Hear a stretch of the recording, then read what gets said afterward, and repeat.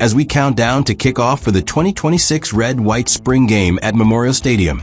Huskers everywhere are buzzing with anticipation. Or, at least, that's what the athletic department wants you to believe. Because while the program is hyping this as a triumphant return to tradition under Matt Rhule, the rest of us with working memories cannot help but ask the real important questions that matter. Are they bringing back the mechanical cows on wheels? Will there be another Wingstop chicken wing eating contest? Is girls flag football making a comeback? And exactly which other ridiculous stunts from last year's humiliating Husker Games disaster are going to pollute what used to be a proud showcase of Nebraska football? Let's be honest, because someone has to.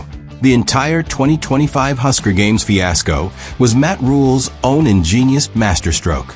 After deciding the traditional red-white spring game was somehow too dangerous, too revealing, or too whatever other ridiculous excuse he and his brain trust cooked up, Rhule ditched real football for a carnival of skills competitions that showed zero actual skills. This was the man's brilliant idea to evolve the spring game. And evolve it did. Straight into the toilet. Remember the highlights? Because we sure do. And they were anything but. Quarterbacks missing targets left and right. Kickers shanking field goals into the stands. Punters sailing balls sideways. Receivers dropping simple passes like they had butter on their hands. Bench press competitions where grown men in Power 5 uniforms could barely crank out a handful of reps. Tractor pulls that looked more like a bad county fair than Big Ten football. And the piece de resistance, the John Cook halftime roping roundup, complete with mechanical cows on wheels that the players chased around like it was some kind of rodeo clown show. None of it showed football talent. It showed a roster that looked completely unprepared, uncoordinated, and quite frankly, ridiculous under Rhule's watch. Then there was the Wingstop eating contest to cap the day. A dozen or so players and coaches, described by eyewitnesses as a bunch of out-of-shape, heavier-set guys who clearly hadn't seen a salad in years, going at trays of wings like it was their first meal in weeks.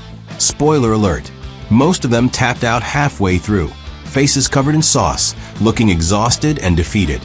Brilliant stuff, coach. Real football development right there. Oh, and don't forget the girls' flag football exhibition between Midland University and a UNL intramural all-star team. Because nothing says serious power conference football preview like watching a girls' flag game dominate the schedule, while the actual Husker roster was busy roping fake cows and eating wings.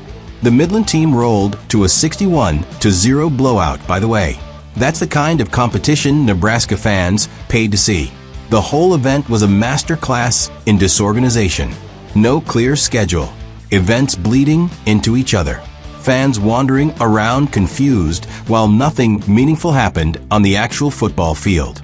Attendance cratered to a pathetic ghost town level. Lincoln businesses took a financial beating. And recruits? Yeah, those blue-chip high school kids and their families who were supposedly the target audience. You really think they flew in to watch wing-eating contests and mechanical cow roping instead of actual football? Please. The only thing that event recruited was national mockery. So here we are 1 year later, with the red-white spring game officially back on the calendar. And because Matt Rhule is such a visionary genius, the same genius who thought scrapping tradition for a skill circus was a good idea in the first place, we have to wonder what brilliant elements from 2025 are getting carried over. Will the mechanical cows make their triumphant return for halftime entertainment? Is another chicken wing eating contest on the menu, so we can watch the current roster and coaching staff prove once again they can't finish a plate? Will girls flag football get another primetime slot because it was such a hit last year? And what about the rest of the sideshow, the tractor pulls, the media challenges, the agility drills that somehow looked slower than a Sunday stroll? Because let's face it, this 2026 spring game is supposed to be a showcase for all the new talent on the roster. After a wave of departures, Nebraska has brought in a bunch of fresh faces through the portal and high school ranks. Everybody is wondering how this rebuilt team is going to come together under center, on the lines, and across the defense. Will the new pieces mesh? Will we finally see some cohesion after years of Rhule's process? Those are the questions real football fans want answered. But given Rhule's track record of world-class decision-making, we have to prepare for the very real possibility that the spring game turns into Husker Games 2.0. Will the new talent get overshadowed by more roping, more eating contests, and more stunts that have nothing to do with football? Will recruits watching from the stands walk away more impressed by the wing sauce than by the offensive line? Will the entire day once again look completely disorganized, with players and coaches running around like fools, while the coaching staff pretend this is all part of some grand master plan? These are the important questions. Because if Matt Rhule's brilliant ideas from 2025 were so good that they killed the traditional spring game in the first place, surely some of that genius has to carry over, right? After all, the man doesn't make mistakes. He just evolves the program in ways the rest of us simpletons can't comprehend. So enjoy the spring game, Nebraska. Keep your eyes peeled for mechanical cows, sauce-stained jerseys, and girls' flag football highlights. Because with Rhule at the wheel, you never know what football is going to look like. The red and white jerseys will be on the field, but the real show might still be the same old circus.